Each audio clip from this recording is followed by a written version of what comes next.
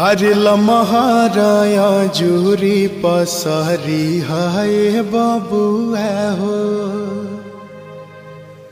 लमहर कुल परिवार है।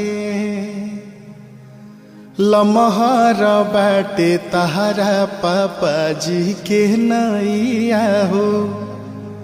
लमहर कुल खानदान है।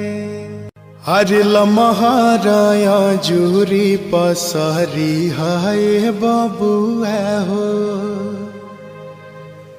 लमहर कुल परिवार है।